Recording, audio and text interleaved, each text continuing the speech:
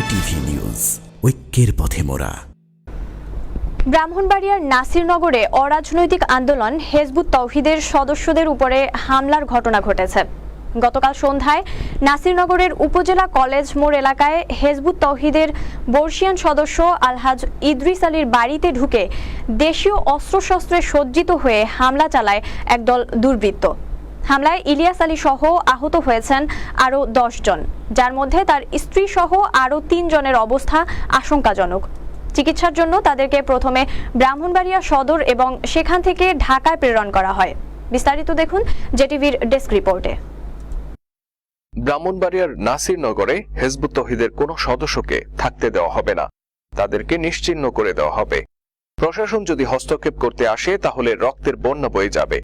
1 সপ্তাহেরও বেশি সময় ধরে চলেছে এরকম হুমকি ধমকি, চলেছে বিভ্রান্তিকর লিফলেট বিতরণ সহ নানা প্রক্রিয়ায় সাধারণ মুসল্লিদেরকে ক্ষিপ্ত করে তোলার চেষ্টা। অবশেষে নাসিরনগরে আরও একটি পৈশাচিক ঘটনার সাক্ষী হল দেশবাসী।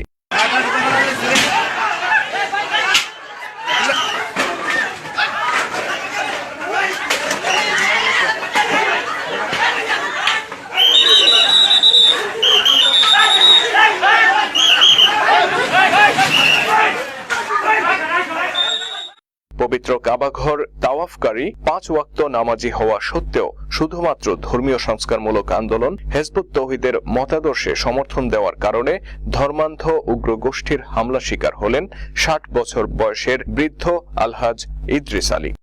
শুধু তিনি নন, বরং ঘরে প্রবেশ করে পরিবারের আরো 2 জন নারী সহ আহত করা হয়েছে হিজবুত তৌহিদের স্থানীয় অন্তত 10 জন সদস্যকে। গতকাল সন্ধ্যায় নাসিরনগরের উপজেলা কলেজ মোড় এলাকায় এই হামলার ঘটনা ঘটে। বর্তমানে রাজধানী ঢাকার একটি বেসরকারি হাসপাতালে চিকিৎসাধীন রয়েছেন আহতরা। মাগরিব নামাজের পর আমাদের একটা দিয়া তারা আমার বাড়ি হামলা দেয় এবং কমসে কম 40-50 জন লোক হবে এবং আমার মেয়েদের এবং আমার ওয়াইফ এবং আমার শালি এদের উপর আক্রমণ চালাইছে। সেই আক্রমণের মোকাবিলা করাতে আমার মাথায় আঘাত করছে এবং বলছে যে কাফেরগুলিরে মাইরা আমি জেলে যাব। হাসপাতালের বিছানায় শায়িত আলহাজ ইদ্রিস আলীর সাথে কথা বলতে গেলে ক্যামেরায় উঠে আসে হৃদয় বিদারী দৃশ্য। মাথায় ধারালো অস্ত্রের গভীর আঘাত ছাড়াও হাত, পা, হাঁটু, আঙ্গুল সহ শরীরের প্রায় প্রতিটি অঙ্গ থেতলে দেওয়া হয়েছে আঘাতে আঘাতে। আহত ব্যক্তি ও প্রত্যক্ষদর্শীদের অভিযোগ, হেফাজত ইসলাম ও চরমোনাই পন্থী স্থানীয় আলেমদের নেতৃত্বে ঘটেছে এই পৈশাচিক ঘটনা। লিফলেট বিতরণ, সামাজিক যোগাযোগ মাধ্যমে উস্কানিমূলক বক্তব্য প্রদান সহ বেশ কয়েকদিন ধরেই চলেছে এই হামলার প্রস্তুতি। চরমোনাইর ভক্ত যারা এবং হেফাজতে ইসলাম তারা এক সম্মিলিতভাবে একত্রিত হইয়া সেই সাথে জড়িত আমার শ্বশুর, উনিও কিন্তু হাফেজ আব্দুল সাহেব, ওনার উস্কানিতে আরও বেশি। নাসিরনগরের খেলাফতে মজলিস তারা ফেসবুকে উস্কানিমূলক বক্তব্য দিয়েছে যে আমাদেরকে তারা উৎখাত করে দেবে, আমাদের উপর হামলা চালিয়েছে। চলমান হুমকি ধমকি ও উস্কানির ব্যাপারে থানা পুলিশ সহ প্রশাসনকে অবগত করা হলেও অভিযুক্তদের ব্যাপারে দৃশ্যমান কোনো পদক্ষেপ নিতে দেখা যায়নি সংশ্লিষ্ট প্রশাসনকে, এমনটাই অভিযোগ ভুক্তভোগীদের।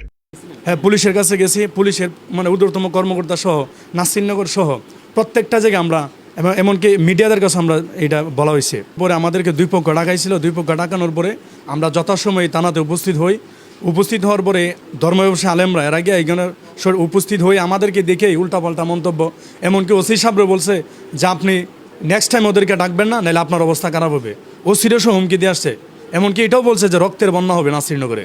পরে আমরা এই জানমালের অনিশ্চয়তার কারণে আমরা কি করছি, এখানের যে আমাদের যে এসপি ব্রাহ্মণবাড়িয়া জেলার যে পুলিশ সুপার এবং ডিস্ট্রিক্ট কমিশনার, ওই যে আমাদের জেলা প্রশাসক, এখানে ওদের কাছে আমরা স্মারকলিপি বেঁধেছি।